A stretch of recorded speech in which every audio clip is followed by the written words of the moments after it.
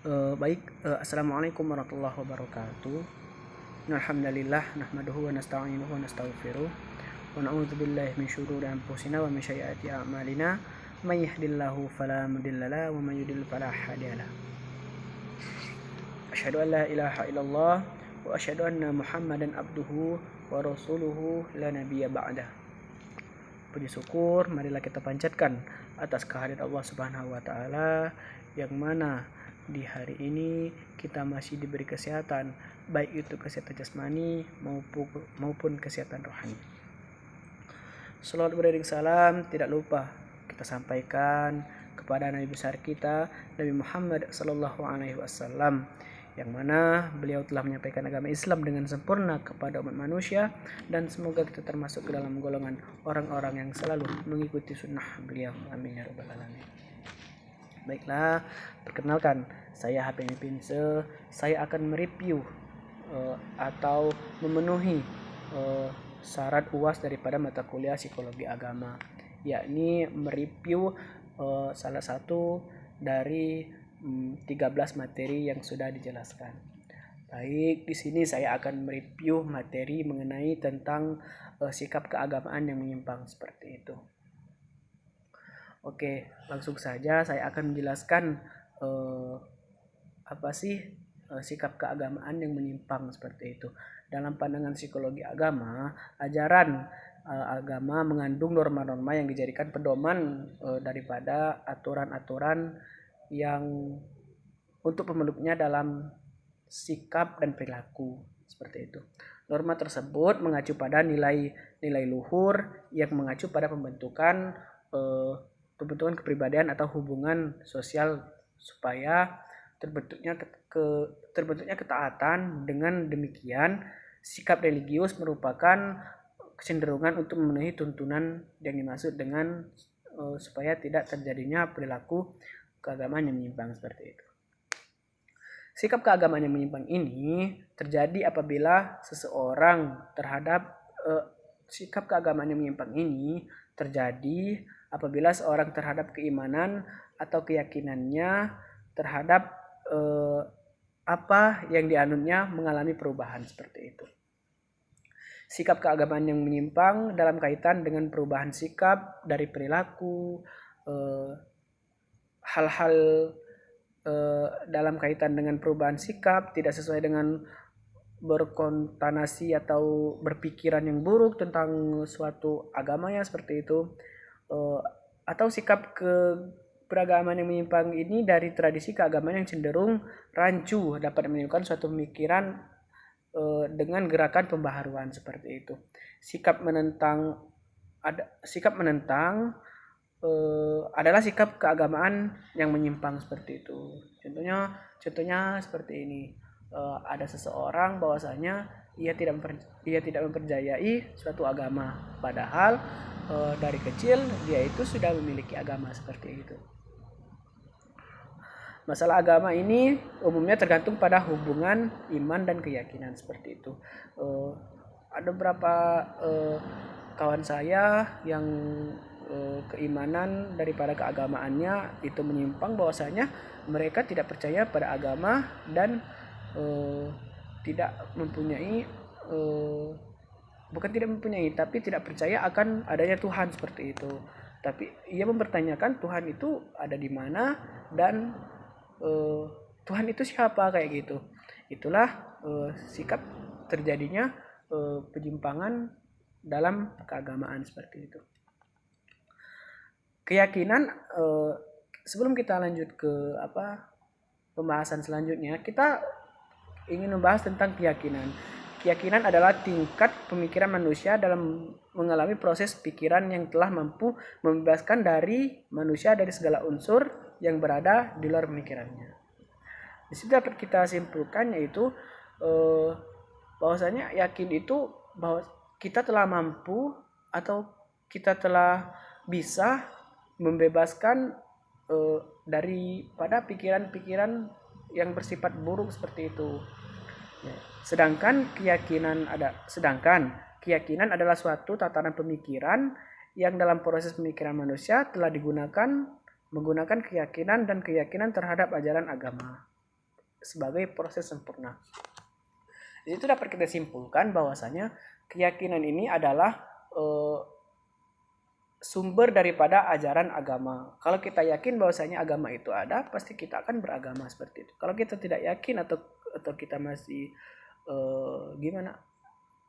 labil dalam bahwasanya mengatakan agama itu ada atau tidak, atau Tuhan itu ada atau tidak, berarti kita belum menemukan proses penyempurnaan daripada keyakinan seperti itu. Lanjut, menurut dalam Islam ada berapa contoh sikap penyimpangan dalam beragama. Yang pertama yaitu kemunafikan. Menurut definisi istilah, kemunafikan adalah menunjukkan kekaguman pada diri sendiri dengan cara meremehkan orang lain dan lebih hebat dari orang lain, serta tidak mau menerima kritikan dari orang lain seperti itu. Dalam Islam ada beberapa contoh sikap penyimpangan dalam beragama seperti itu. Yang pertama itu kesombongan. Menurut definisi istilah, kesombongan ini ialah merujuk kepada kekaguman daripada diri sendiri seperti itu. Hebat dia sendiri, meremehkan orang lain, dan tidak mampu ingin menerima kritikan daripada orang lain. Itu adalah sikap kesombongan. Kalau orang memberikan kritikan pada orang lain, dia tidak mau dan merasa paling benar, itu adalah kesombongan dan bisa menimbulkan daripada penyimpangan keagamaan seperti itu. Yang kedua yaitu munafik atau kemunafikan. Munafik ini berasal dari, kalau bahasa Arab berasal dari kata munafik jamak munafikun. Dalam terminologi dalam Islam untuk menyebutkan orang yang berpura-pura mengikuti ajaran Islam tetapi sebenarnya hatinya mengingkari. Nah, di sini dapat kita pahami bahwasanya munafik ini di depan ia mengikuti ajaran agama Islam, namun hatinya tidak mengikuti daripada ajaran agama Islam seperti itu. Di situ dapat terjadinya daripada penyimpangan keagamaan seperti itu. Oke, lanjut. Sekarang tadi kita membahas tentang contoh daripada sikap keagamaan yang menyimpang dan definisi daripada sikap keagamaan yang menyimpang seperti itu. Sekarang kita akan bahas faktor-faktor atau faktor yang mempengaruhi daripada kenapa sih perilaku penyimpangan itu terjadi seperti itu. Terjadinya religiositas yang menyimpang erat kaitannya dengan perubahan sikap. Di situ dapat kita pahami bahwasanya perubahan sikap itu bisa mempengaruhi religius atas keyakinan kita pada agama seperti itu. Beberapa teori psikologi mengungkapkan tentang perubahan sikap, antara lain yang pertama yaitu teori stimulus dan respons, yang memandang manusia sebagai organisme yang menyamankan perubahan sikap dan proses belajar. Di situ dapat kita pahami bahwasanya di mana tempat kita senang untuk belajar dan menyamankan perubahan sikap dalam proses belajar, di situ dapat terjadinya penyimpangan daripada agama seperti itu. Contohnya seperti ini. Kalau kita bergaul dengan orang yang paham akan agama, kita tidak akan menyimpang daripada agama. Tetapi kalau kita bergaul tentang orang yang tanda kutip contohnya ateis atau tidak mempercayai akan adanya Tuhan, mungkin kita terjadi penyimpangan daripada keagamaan seperti itu. Yang pertama, yang kedua yaitu teori pertimbangan sosial. Dalam teori ini perubahan sikap ditentukan oleh faktor internal dan faktor eksternal. Jadi dapat kita simpulkan bahwasanya perubahan daripada faktor yang mempengaruhi penyimpangan agama ini dipengaruhi oleh faktor dalam diri dan di luar diri. Yang sudah saya katakan sebelumnya tadi, kalau di dalam diri itu adalah keyakinan daripada kita sendiri, kalau di luar daripada diri kita itu lingkungan kita seperti itu. Yang ketiga yaitu faktor konsistensi.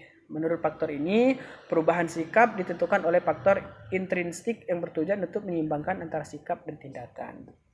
Oke, dari ketiga faktor ini tadi bahwasanya sudah saya jelaskan di awal video tadi bahwasanya kenapa sih orang bisa melakukan penyimpangan keagamaan seperti itu. Ada berapa faktor, ada berapa definisi, dan ada beberapa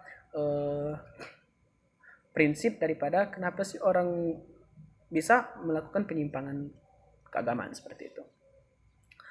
Baik, mungkin itu saja interview daripada mata kuliah psikologi agama mengenai materi penyimpangan di dalam perilaku keagamaan yang menyimpang seperti itu.